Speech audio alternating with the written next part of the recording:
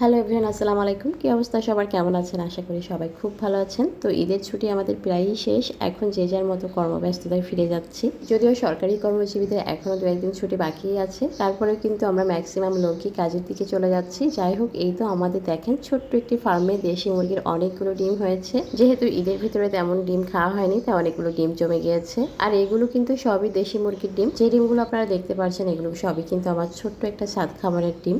আর এই ছাদ খামারটা আসলে করেছিলাম আমি শখেই করেছি। শখে বলতে আমার 2টা বাচ্চা যেহেতু আছে ছোট ছোট, ওদেরকে আমি চাই যে একটু দেশি মুরগি ডিম খাওয়াতে। তো এটা চিন্তা করেই আমি ছাদের উপরে ছোট্ট একটা ফার্ম করেছিলাম। সেখান থেকে আমার মাশাআল্লাহ ভালোই ডিম দিচ্ছে।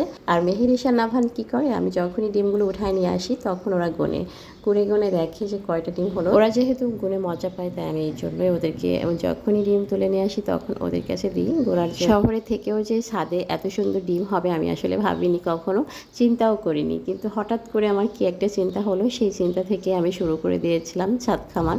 তো এরপর থেকে মাশাআল্লাহ ভালোই ফিডব্যাক পাচ্ছি। আর ডিমগুলো দেখেন কত বড় বড়, মাশাআল্লাহ ভালোই বড় বড় ডিম পারে আমার মুরগিগুলো। বাসায় আমার বাচ্চারা এই ডিমগুলো খাওয়ার পরেও দেখা যায় বেশ কিছু ডিম জমে থাকে। তো আমি মাঝে মাঝে এটা বিক্রিও করে দিই। আর এদিকে আমি সকাল সকাল কিছু ঝুরি আচার দেওয়ার জন্য আম কুচি করে রোদে দিয়েছিলাম। এই আচারটা দেওয়া আসলে অনেক সহজ। আমগুলোর ভিতরে কিছু পেঁয়াজ কুচি করে দিয়েছিলাম। পেঁয়াজটা একটু বেশি পরিমাণে দিতে হবে। তার ভিতরে চিনি আর লবণ দিয়ে আমি এটা ভালো করে শুকিয়ে নিয়েছি। আর তেলের ভিতরে গরম মশলা দিয়েছিলাম আর শুকনো মরিচ দিয়ে তেলটা খুব ভালো করে রোদে শুকিয়েছি। এরপর তেলের ভিতরে শুকানো আমগুলো দিয়ে সারা বছরই কিন্তু আমি সংরক্ষণ করে রাখবো। আর এই আচারটা কিন্তু খেতে খুবই ভালো লাগে, আপনারা চাইলে কিন্তু ট্রাই করতে পারেন। আমগুলো কিন্তু আমি এক রোদেই শুকিয়ে নিয়েছি। এক রোদেই দেখবেন শুকিয়ে যাবে, যেহেতু এখন রোদের তাপমাত্রা অনেক বেশি। এরপর দেখেন সন্ধ্যাবেলায় সারাদিন তাপদাহের পরে খুবই শান্তির একটা বৃষ্টি শুরু হয়ে গেল। মাশাআল্লাহ, মানে এত গরমে আমরা তো অস্থির হয়ে যাচ্ছিলাম। এমনিতে আমরা টপ ফ্লোরে থাকি, অনেক গরম লাগে।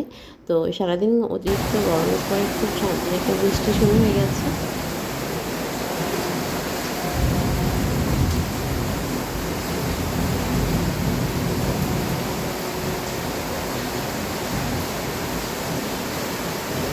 তো এভাবে করে আমাদের সুন্দর সুন্দর দিনগুলো শেষ হয়ে যায়। তো আজকের মতো বিদায় নিচ্ছি, সবাই ভালো থাকুন। আল্লাহ হাফেজ, আসসালামু আলাইকুম।